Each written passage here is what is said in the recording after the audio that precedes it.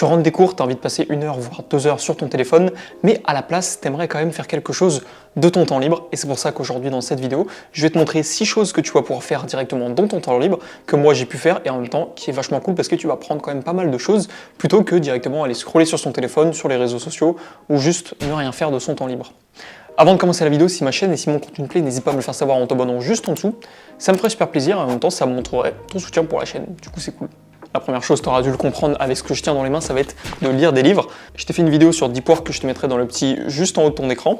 Et le fait de lire des livres, ça va te permettre d'apprendre quand même pas mal de nouvelles compétences, de nouveaux savoirs que tu vas pouvoir exploiter par la suite.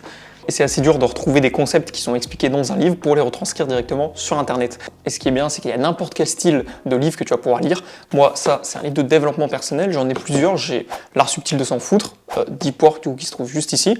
Et là, je suis en train de lire actuellement Un rien peut tout changer de James Clear, qui te montre en gros les actions que tu vas devoir mettre en place dans ton quotidien pour changer tes habitudes de façon assez simple et du coup changer ton mode de vie.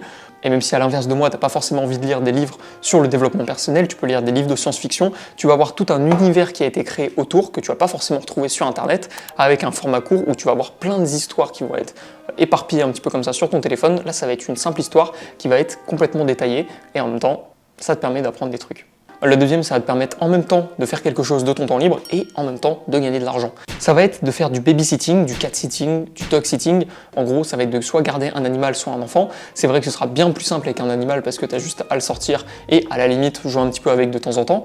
En général, lorsque tu gardes ces animaux directement soit chez toi, soit chez les personnes qui ont envie que tu gardes leurs animaux, tu vas gagner de l'argent en échange et comme ça te permet de t'occuper pendant ton temps libre. Et ça se trouve, avec les animaux, tu auras même encore plus de temps libre où tu pourras faire autre chose. Par exemple, combiner les deux, lire un livre et en même temps garder des chiens, comme ça tu gagnes de l'argent parce que tu gardes les chiens et en même temps tu peux t'instruire avec directement des livres que tu vas retrouver soit sur Kindle, soit en physique comme moi. Je l'ai fait pas mal durant mon année de césure, tout au long de mon année de césure même en fait, ça va être d'écrire dans un journal, d'écrire dans un livre toutes les pensées qui me viennent en tête, tout ce que j'ai en tête que forcément je peux pas le retranscrire à quelqu'un ou juste que j'ai envie de garder pour moi mais en même temps juste j'aimerais le restructurer. De libérer mon cerveau de toutes les pensées, des distractions qui peuvent se passer dans mon cerveau directement. Et parfois, lorsque j'ai des idées et que je ne suis pas vraiment au clair avec cette idée, je le pose à l'écrit, ça me permet de réfléchir par-dessus, et en moins, si j'oublie d'avoir cette idée, par exemple si c'est une idée de vidéo YouTube ou une idée de choses que j'ai envie de mettre en place dans ma vie, et ben au moins ce sera posé à l'écrit, et si j'ai envie de retourner pour voir ce que c'était, et ben j'aurai juste à ouvrir la page auquel j'avais écrit, et comme ça, je pourrai aller voir directement qu'est-ce que c'était sur le moment. Et moi, ce que j'ai ressenti en écrivant directement dans un journal pour le maintenir, c'est qu'en fait, j'ai l'impression d'avoir un ami avec qui je suis complètement d'accord à chaque fois que j'écris. Tu vois, tout ce que j'écris, en fait, il est là pour me rassurer. Il est là pour me dire, en fait, bah, c'est ok, forcément, s'il y a des choses qui se passent pas bien. Grave cool si tu as des idées qui vont pouvoir se développer, que tu vas pouvoir mettre en place. Et au moins, lui, il garde tout en tête et il se dit, bah tiens, si tu as besoin de moi, tu m'appelles et je te dirai exactement qu'est-ce que tu as besoin. Du coup, c'est plutôt cool d'écrire dans un journal. Et en même temps, ça me permet de garder quand même une bonne santé mentale. Parce que moi, étant donné que je suis la plupart du temps très souvent seul, et ben au moins écrire dans ce journal, ça me permet de me décharger mentalement, limite comme si je parlais avec un nouveau pote. Bon, en vrai, il y a tellement de choses que tu peux faire à la place d'être sur ton téléphone durant ton temps libre. Il y a des choses que j'adore faire durant mon temps libre, et en même temps, c'est un peu un truc de feignant productif. Ça va être d'écouter des podcasts, voire même d'en regarder parfois. Ça m'arrive de regarder des podcasts le midi directement, juste des personnes qui sont en train de discuter, même s'il n'y a rien visuellement à l'écran.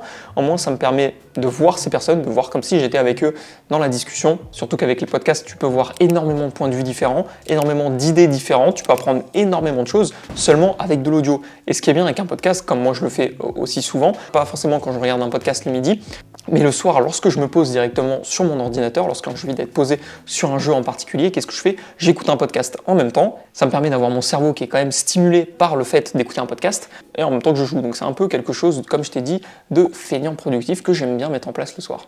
Surtout quand je me pose en fait.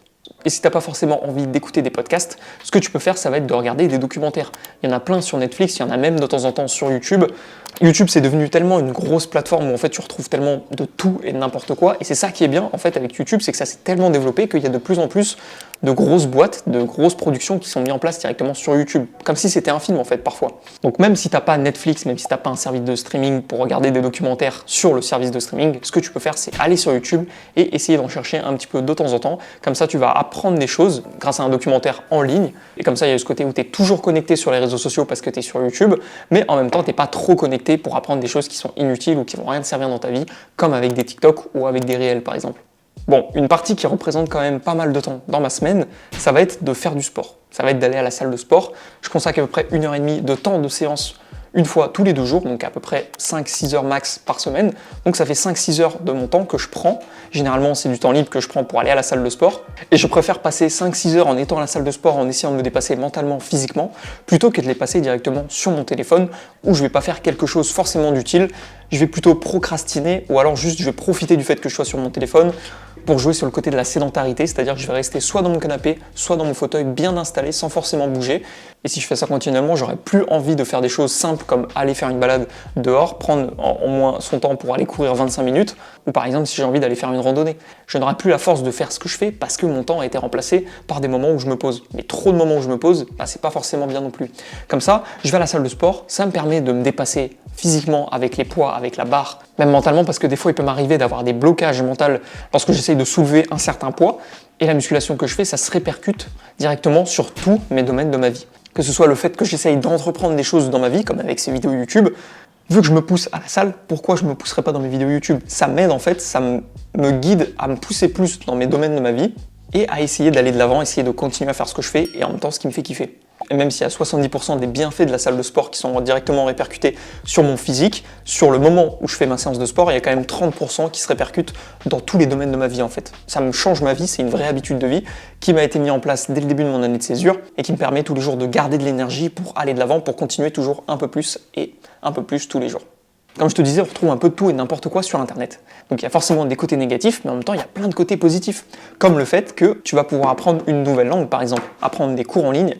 Prendre des cours en ligne directement avec ton smartphone ou avec ton ordinateur si tu en as un pour le confort, c'est toujours bénéfique parce que tu vas avoir de plus en plus de compétences. Surtout maintenant, il y a plein d'applications où seulement en 10 minutes par jour, tu peux apprendre une nouvelle langue tous les matins. Tu as un petit cours pendant 10 minutes.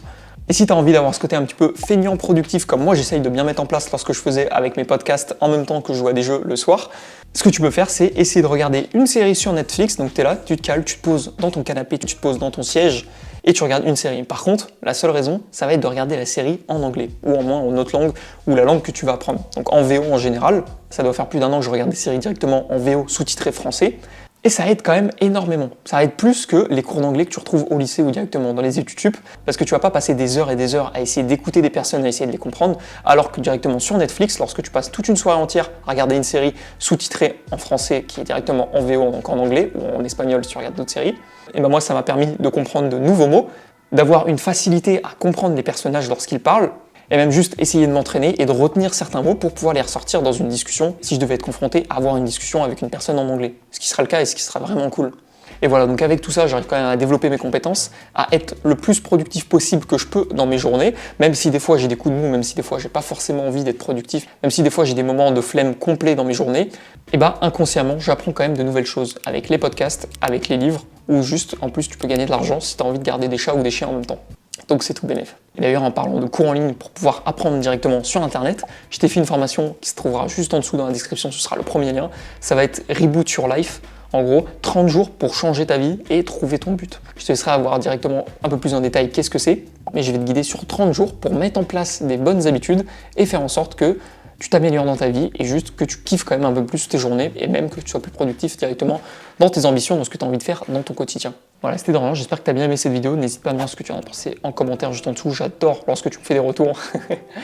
Je te dis à la prochaine.